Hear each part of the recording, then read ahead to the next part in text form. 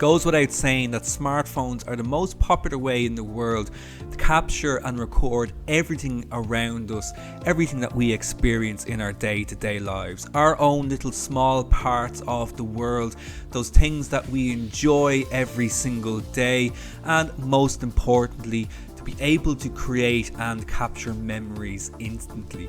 We want to be able to capture these moments in time perfectly, these things that we only get one chance to experience in life.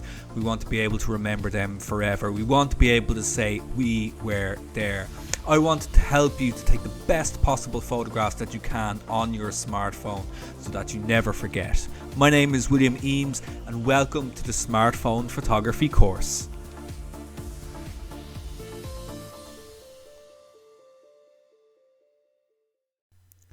So as I mentioned, my name is William Eames. I am the head of the photography faculty education here in Shaw Academy. I have been a professional photographer now for over 10 years and I have been practicing photography for even longer than that. I have both a BA and an MFA in photography too. And for me, photography is a lifelong passion and something that we're always learning and always improving on, and that's what really appeals to me about it, is that it's something that we can endeavour to dedicate our lives to and still feel like we have never fully mastered it. Just a quick little bit of housekeeping to get through, just so you know how to attend all your lessons. You can attend via the app, you can attend via desktop, and indeed through your tablets as well. You will find on the website, you can log in there. You can also join your classes through our reminders that we send out to you via email. And indeed, you can log into your My Courses area and join your classes there and find a whole host of extras there as well. We do recommend that you download the app. It is the best way to experience all of the lessons and to be able to watch them on the go. And don't worry if you ever miss a lesson. It is possible to manage your class schedule. You can restart your course entirely if you want, and be sure to add to calendar and add push notifications so that you never ever need to miss a lesson. Now, so with that out of the way, let's get into our lesson proper, and welcome to lesson 1, the world of smartphone photography. I want you to start taking control, and in our first topic, we're going to have a look at understanding our camera. We're going to break down how the camera actually works in our smartphones, because this is going to be very important for you understanding how to capture better photographs. It'll also demystify all of those terms that come along with our smartphones, so that you know exactly what to look for if you are thinking about upgrading your phone as well. So the first thing we're going to have a look at are some common terms that we need to get familiar with in relation to this topic. We're going to talk about our image sensors within our cameras. We'll have a look at our lenses, also very important.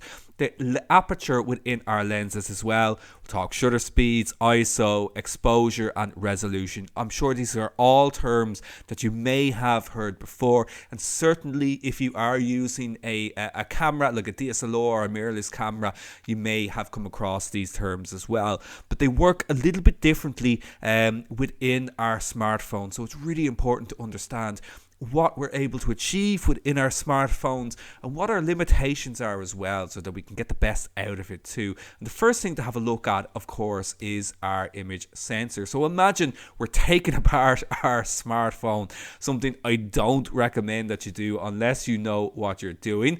So we know how our cameras work on our phone, what each of the components do, and why understanding it is going to help improve your photography. So, kicking things off, let's have a look at the image sensor itself. This little device that's located within our cameras. This is where the magic happens. This is where the light is recorded onto the image sensor and creates our photograph. So the light hits our pixels, and through electronic device, it will transvert that light into a photograph that we can see. It'll turn it into a shot, and it really is almost like magic, but in reality it is science. So it's made up of light sensitive pixels. Each of these pixels reacts to light and will capture the different volumes, the different amount of light to make our photograph, to make our exposure. And the sensor captures and records light and electronically creates our digital photograph. Now what the sensor also does, it understands how much time is needed to capture the photograph when we're photographing in our auto modes.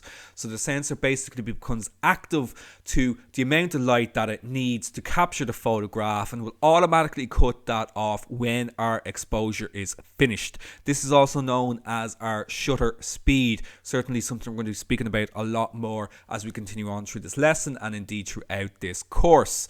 Now, looking at the second essential component to our cameras is, of course, the lens. This is how our cameras see, therefore how we see, and this is what captures the light. It contains many tiny pieces of glass known as elements. These little elements will take the light rays coming into the phone and it'll bring them to a point where our image becomes into focus, and it'll also then move that light onto our image sensor. The light is bent through these little elements, allowing us to see through it. It also contains a very important component known as our aperture, which controls the volume of light that is coming in through the lens. Again, something we're going to be speaking a lot about throughout this course. Now, when we put it together, it's all housed in this tiny little device within our phones, and this is indeed our camera. It's a huge amount of technology in a tiny little bit of space. And at the front here, we can very, very clearly see our aperture. So this little opening here is where the light goes through, passes through the lens into the image sensor. This is known as our aperture. An aperture is an opening that allows something to pass through it. So, did you know that great things come in small packages? This is the actual size of the majority of our smartphone cameras and sensors. As you can see, they are absolutely tiny.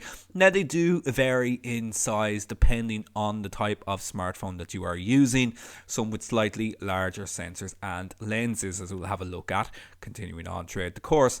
But for manufacturers, advancing phone technology, smartphone cameras in particular, is a huge selling point in selling new phones. So the technology is constantly improving to the point where we are capable of capturing professional quality photographs on our smartphones. Now, there are, of course, advantages to using larger cameras with larger sensors. All these things we'll have a look at as we get towards the end of this course.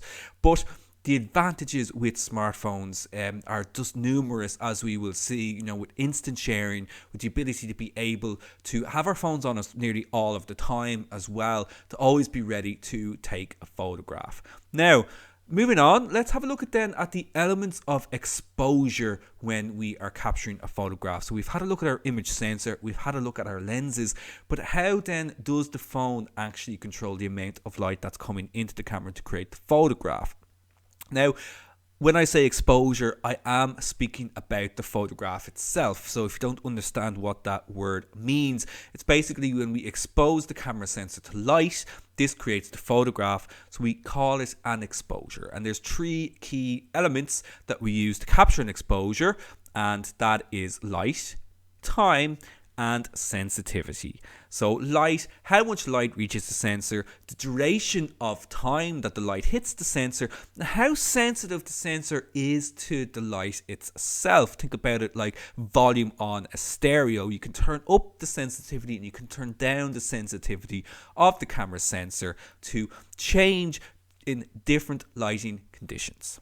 So first of all, let's have a look at light and the component that controls light, and that is the aperture, which I've already mentioned is the opening on the front of our lenses, within the lens elements actually, that will allow light to pass through it. And this also has a secondary effect. It controls our depth of field, making that out of focus background that everybody wants to achieve when they're capturing portraits. So it's the opening at the front of the lens, allows light to pass through and reach the camera sensor. It comes in different sizes depending on the phone, but there is kind of a general standard, which we'll speak about in a moment. It is measured in what are called f-stops or f-numbers. This is very important.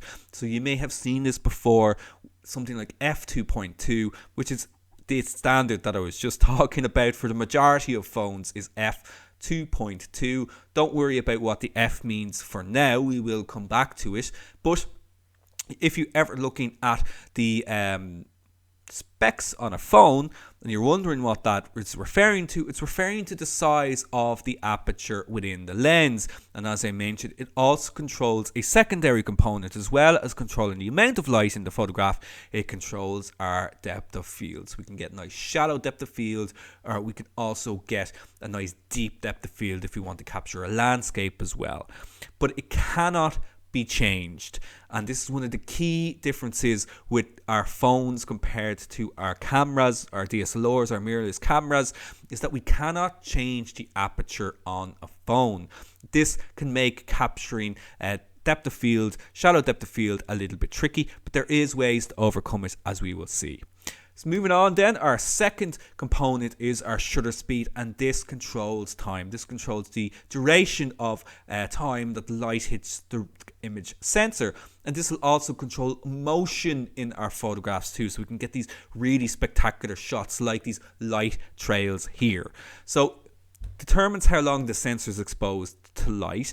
In regular cameras, it usually has what's called a focal plane shutter in front of it, like a curtain that will move out of the way to allow light to reach the image sensor. But within our phones, because they're so much smaller, that's removed, and basically the sensor then just becomes active for the amount of time that is needed to expose the image. So it controls motion and it can blur movement. We can also use it to freeze motion as well if we want to capture, these kind of sports photographs where everything is crystal clear and sharp. It is electronic, as I mentioned, so the sensor simply determines how long the exposure is, and it can be controlled in pro and manual mode. So unlike our aperture, it is possible to control our shutter speeds within our phones. Using the pro or the manual mode, we can set how long we want that light to come into the camera, so we can capture motion or we can freeze that motion as well. But there is a caveat to that, because we need to control the exposure, which is what we are going to be working up to.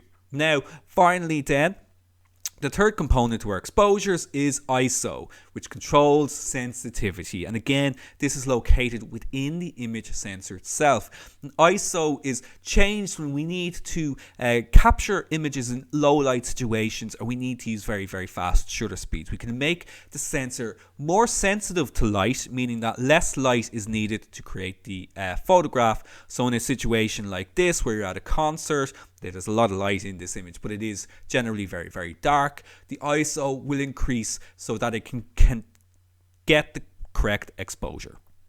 So it controls the sensitivity to light. It can be increased in lower light situations where there's not a lot of light available, or we can also reduce it when there's too much light, like on very bright days. It is automatically controlled by the camera in most cases, but again, we can also adjust it in pro or manual modes as is needed if we need to add more light.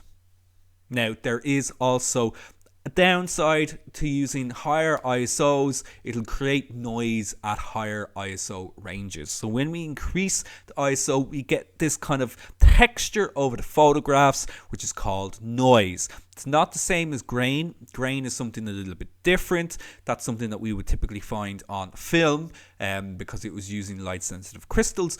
On noise, it's a digital artifact. It's something that's created by the image sensor, the pixel array on the image sensor. And it's something we can manage, however, as well. It's something that we can correct through the use of editing. So when we bring these three elements together, we have what's known as the exposure triangle, a very familiar concept within photography. So we have our light, which is the aperture, we have our time, controlled by the shutter speed, we have our sensitivity, controlled by the ISO. These three components are balanced together to give us our exposure, our photograph. The exposure triangle. And what you're going to find throughout this course, and indeed just with photography in general, it's a little bit of a compromise. We're always trying to balance one thing with the other. Primarily, we should usually look at the aperture and the shutter speed, but it's a little bit different in phones because we don't have control over the aperture. So we're going to be looking at the shutter speed and the ISO as our two main controls for our manual exposures. Now, capturing an exposure, here's a very kind of crude way of how it actually works. We have our scene that we want to capture, we have our camera lens, and we have our aperture here within the lens. Light passes through the lens, through the aperture, So that's our light passing through here, and it is passed on, it's moved on, it's focused onto our image sensor, and our exposure is created. And that is a very basic way of how it all works. We have our scene, light passes through the light, through the aperture, through the lens, is focused to a point, it's projected onto our image sensor, and the image sensor exposes the light for as long as it needs by using shutter speed to get the correct exposure. When we are working in auto modes, it does all of this itself. It works out everything in its computer brain to make sure that the correct amount of light is in the image. But as we know, it can sometimes get it wrong, and we can also control it then ourselves if needs be. But it takes a little bit of work, a little bit of practice, which is exactly what we're going to be learning later on in this course. Now, another very important term to get familiar with is resolution. Resolution, and again, I'm sure you've come across this word before. It's used when it comes to anything involving images. So if you're watching television, or say you're playing games on your PC or anything like that, you're going to be very, very familiar with this term. Basically, our photographs, any digital image, it's made up of pixels. Okay, so pixels are basically these little square blocks that create our images. The amount of pixels is known as resolution. So the amount of pixels that we have in any digital image is known as its resolution. 1 million pixels is a megapixel. So you might have seen this on your phones. I've got 21 MP. That means you've got 21 million pixels. More pixels means great zoom capability. It means you can crop in very, very closely on a photograph. It does not mean a better looking photo. So how we work out our resolution is that pixels are multiplied by height, by width. So in other words, if we have 4,000 pixels going up and we've got 6,000 pixels going across, we multiply those together. That equals 24 million pixels, or 24 MP. Now, pixels can only ever be one solid color or tone. Now, in this example, I've just kind of created a basic version of it, just a simple kind of visualization of it. But in reality, in our images, if you were to zoom very, very closely in to the point where you could see the pixels, they will only ever be one color or one shade. No matter how hard you look, it'll only ever be one solid color or tone. Pixel size is determined by the image sensor size as well. So you might be wondering, well, if my phone has 42 megapixels and my camera has 18 megapixels, does that mean that the phone is going to take a better quality photograph? That's simply not true, because there's a difference in the actual physical size of the pixels. Larger pixels will produce a better quality photograph. We'll also have lots of other different effects and that, things that we'll speak about at a more advanced stage. So the actual size of the pixels does become a factor in image quality. But again, it's going to be very, very difficult to see that nowadays. It would only be at a very high-end professional level that someone might see the difference. But for the majority of us photographing, we'll never, ever see the difference. Now, so with all of that in mind, let's have a look at a phone. Lots of different settings available to us here, as we can see on it, and we can break down exactly what each of these little symbols that are on the phone. So hopefully this looks something like a phone that you're using at the moment, a similar array, a similar display on it. Let's break down each of these little symbols. So the first one we're going to start off with are our guidelines. So we can see that we have this kind of grid here on the phone, and set to the rule of thirds, something we'll have a look at in lesson 3, a compositional guideline. And it is just that. It's just a guideline to help you to make sure that your photographs are straight and that you can kind of place and compose the photograph to a way that is aesthetically pleasing. Beside that, we have our resolution. So we just spoke about it there. We can see in this case it's a 16 megapixel camera. Below that, we also have our aspect ratio. Again, we'll speak about that in lesson 3. That is the shape of the photograph. In this case, it's a widescreen shot. Beside that, we've got our ISO. We'll speak about ISO again much later on in the course. It's set to 400 at the moment. Don't worry about what that number means right now, but we can see here that the camera has gone ahead and set it to 400, which would actually probably be a little bit low in a scene like this. Beside that, we have our memory. So we've got our memory card, so it's indicating where the images are going to be stored. We can see how many images are also left available to us as well. Beside that, we can see that we're in still image mode. So, that will change if we change the mode, if we were, say, recording instead. We have a quick record button, so if we want to quickly take a video, we just simply press that button. We have our exposure button, we press that one to take the photograph. We have our front camera here if we want to switch it around and take a selfie.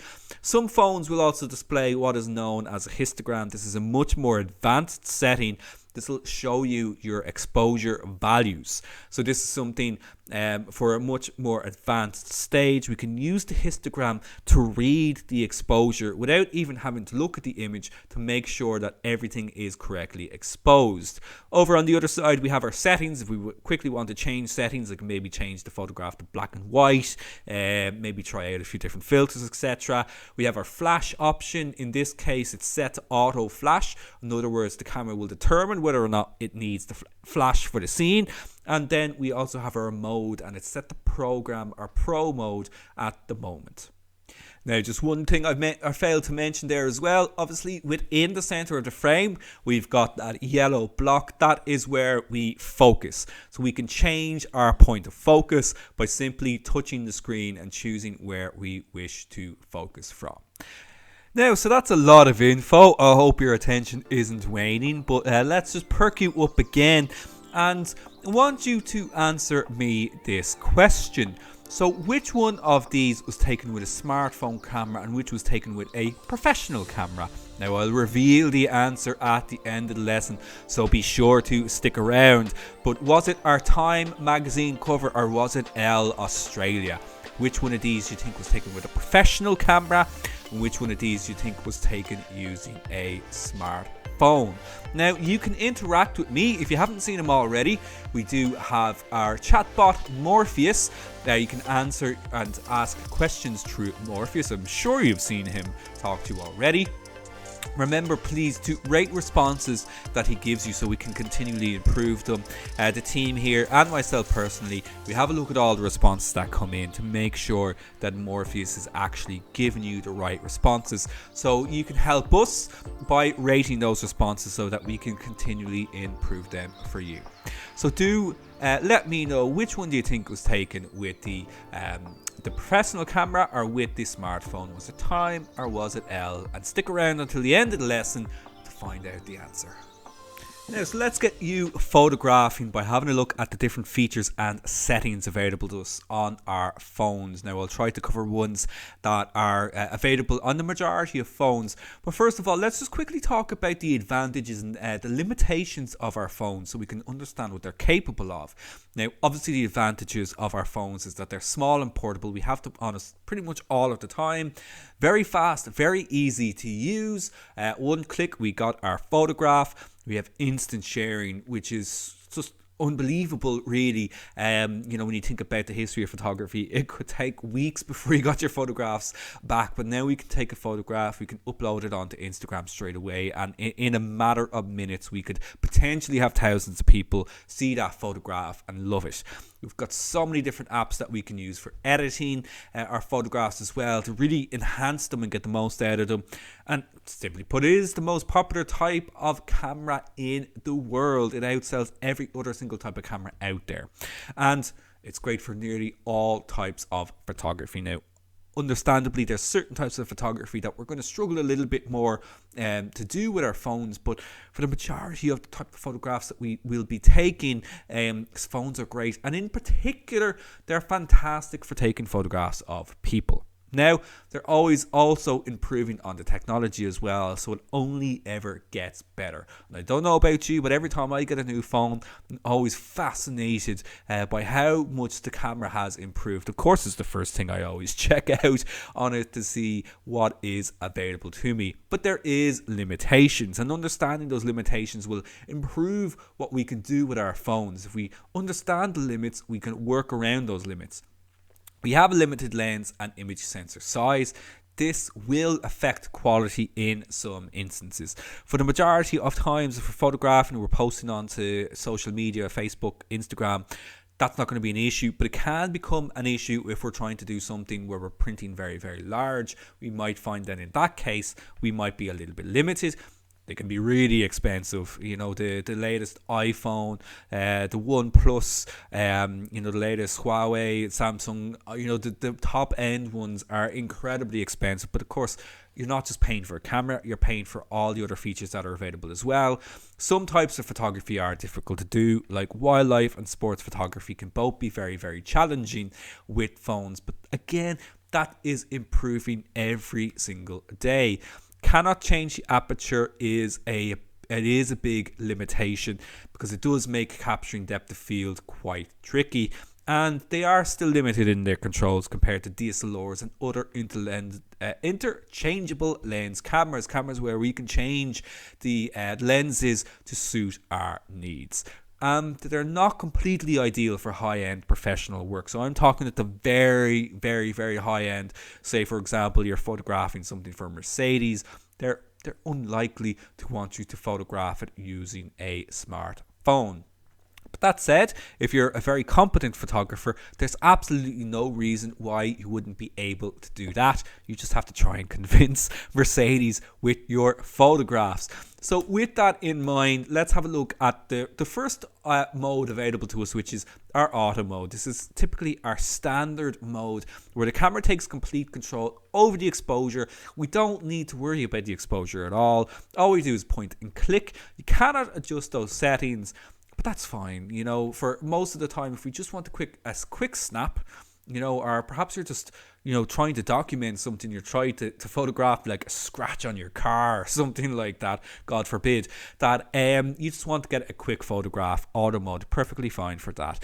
It can get it wrong, and this is where people get frustrated with the auto mode and why they want to move away from it, is because it doesn't always get it right. In low light situations, or sometimes in very, very bright situations, it will get it wrong, and it just simply offers no control, no creative control. So, again, we're frustrated. We see a scene, we want to capture it in a certain way, how it looks to our eyes, and the auto mode just doesn't get it right. This is why we need to move away from this mode, but anybody can use it. That's the brilliant thing about it. So if you're learning photography, or you're doing it for the first time, you don't want to worry about your settings, auto mode is great. You can just concentrate on looking and seeing and taking the photograph. So it's just great for everyday use. So it's just anything you want to photograph every single day. Auto mode should be, at least give it one shot, take one photograph, your safety shot in essence, using auto mode. So moving on then from that, the next mode we have is our Pro mode, which is sometimes referred to as manual mode, fully manual mode. More than likely it is called Pro mode, but do check it out on your own cameras. Now, not every camera does have this option available to it. Again, it depends on the type of smartphone you happen to be using, but it is becoming a standard feature. So the user controls shutter speed, focus, ISO, and white balance settings. White balance we'll have a look at in a later lesson number 5, when we talk about photographing landscapes in particular. But this will allow us to control and influence the color within our photographs. Again, we don't have any control over aperture, as I've stated. That's just simply not an option available to us at the moment. And it can be a little bit tricky to master, because you have to understand exposure. You have to understand your exposure settings, your shutter speed, your ISO, to get the balance of light correct. But it gives us creative control. So if we want to add blur to an image, if we want to freeze motion, or for struggling in a nighttime scenario to get a photograph, we can turn to the Pro mode and we can get the photograph once we understand what we are doing.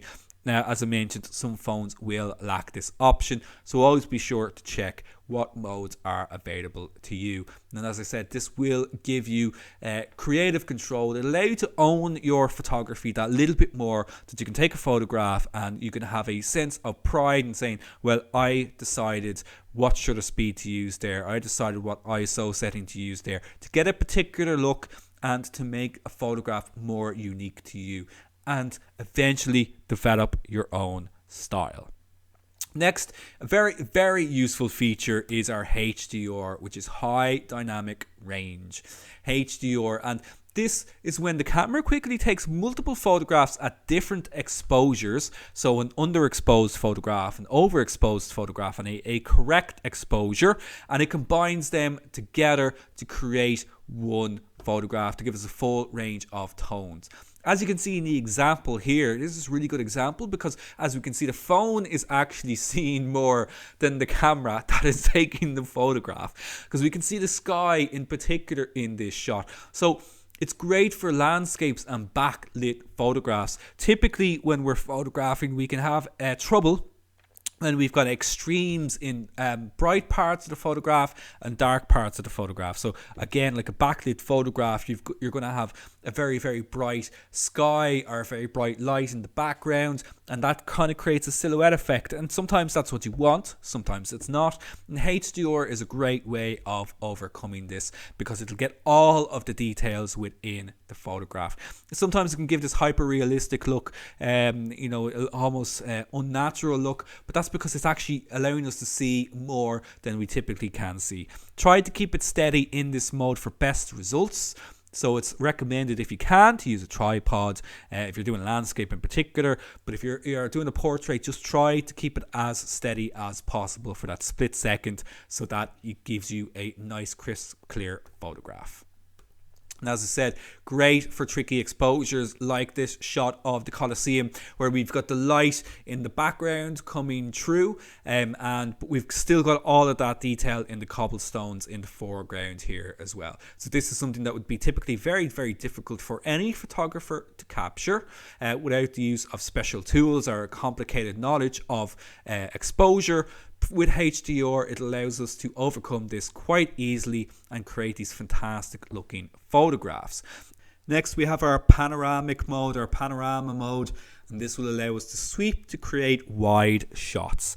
Slow movement is needed here as photographs are stitched together, so take your time when doing this, like this lovely photograph of the Amsterdam canals, one of my favorite cities, made for landscapes, absolutely designed for capturing great stunning vistas, using the panorama mode. They are auto exposures, but it is possible to do a little bit of editing afterwards if we need to bring back some details. So really, we don't have much control, but you just want to take your time when doing a panorama shot. Now, finally then, just for our features for now, our food and macro modes as well. I don't know about you, I have a Samsung and it has a food mode, but really it also doubles as kind of a macro mode as well, and it's designed for close focusing. It's designed to allow us to get in a little bit closer and get those finer details. You can add a heavy soft vignette, that means a kind of a blurred edge around the image to draw attention to the center. This is optional, you can switch it on, you can switch it off. It does help to kind of give a depth of field type of effect. It does replicate that shallow depth of field using that vignette. The depth of field is also something that will happen anyway if we get closer to a subject.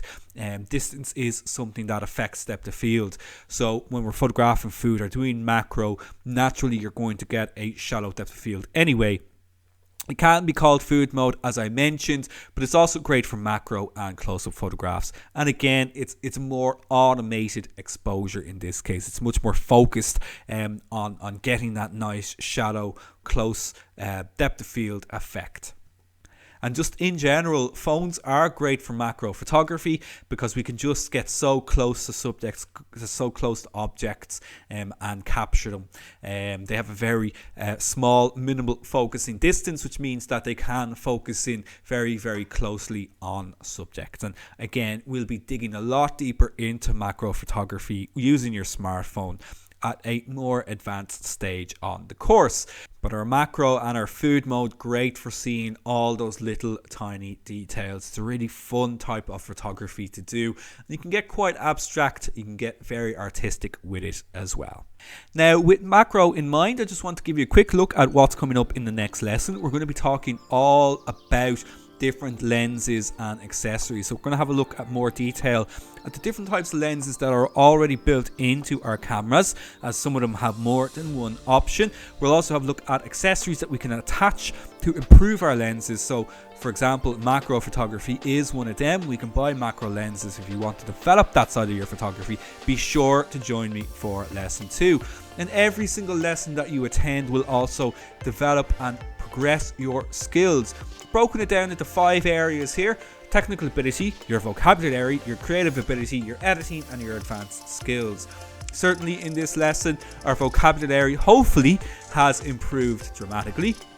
So I have put that quite far ahead, and take this as your starting point. Our editing and our advanced skills, these are things we're going to have a look at as we continue on, something that will be developed a lot more at a later stage. But our creative ability and our technical ability, these kind of go hand in hand, and when we develop each of these, we'll find that having more technical understanding offers us more creative ability. Now, so we're near the end of the lesson. We've just got one final topic to have a look at, and that's tips to get you started. I want you to finish this lesson and be happy to get out there and start taking photographs straight away that you feel that you are proud of, and that you have actually learned something that you can apply to your photography to improve it. And the first thing I think any photographer should have is a trusty tripod. Tripods, no matter what type of photography you are doing, are I would say is essential to keep your photographs nice and steady. A good tripod will last a long time. I recommend that if possible to visit a camera shop as well to try them out. You can test them out with your phones. You can find one that's the right size for you depending on your needs. Manfrotto, the ones shown here, a very good brand, but they are also quite pricey as well. But very, very flexible, will pretty much fit any type of phone too. They're perfect for landscapes and particularly doing long exposures at night. It'll just keep things nice and steady and give you nice, crisp, sharp photographs. So definitely check out a tripod. Delay timer. This is one that I came across myself in a real life situation that I found to be very useful. I was at a concert. I was there with my wife and her sister and my sister-in-law, and quite short, so she was struggling to take photographs above the crowd. So what I said to her was, if she used the 2-second timer, so in other words, you press the shutter button, it'll fire after 2 seconds. That gave her enough time to hold the camera or the phone above her head, above the crowd, to get the shot without struggling to try and reach it. And that way her shots were a lot sharper, a lot steadier, and she got some really terrific photographs. So do check that out. Most will have a 2, 5 or 10 second option, and you'll see a symbol that looks something like a clock. Focus on the eyes when doing portrait photography. We make connections with our subjects through the eyes. So if you're into doing portraits, always make sure to use that focus to touch onto the eyes to make sure that everything is nice and sharp. And the same goes for pets and for animals as well. We make connections through the eyes. As they say, they're the windows to our soul. So always make sure that they're sharp, as it's always the first place where someone instinctively looks in a portrait. Mix up your angles. Don't just shoot from eye level. Don't just shoot from your own height. Things will get very boring very, very quickly. So mix it up. One of the things that makes phones very, very advantageous in this is that you're only limited by how much your body can actually move.